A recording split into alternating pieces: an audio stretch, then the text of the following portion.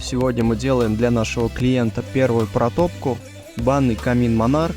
На данную печь установлена закрытая каменка с парогенератором для выработки мелкодисперсного пара.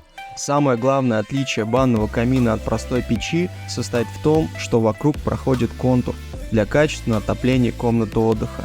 С одной стороны заходит принудительный воздух с помощью вентилятора, проходит вокруг топки, и теплый обогретый воздух выходит в комнату отдыха. Тем самым мы без какого-то дополнительного отопления можем отопить помещение до 40 кубов, а если баня хорошо утеплена, то и до 50 кубов.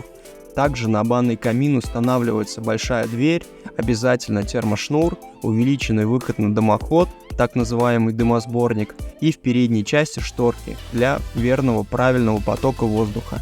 Просматриваемость огня очень хорошая, задымление самого стекла минимальное, но все-таки рекомендую оставлять около 20 см до дверцы. Тем более длина топки 970 мм это позволяет. Печь покрыта термостойкой краской Elcon, и наша рекомендация перед установкой производить легкие протопки печи для того, чтобы краска окончательно схватилась и вышел посторонний запах. Далее печь можно устанавливать или убирать на хранение. Хорошего легкого пара. Компания Триад, на связи.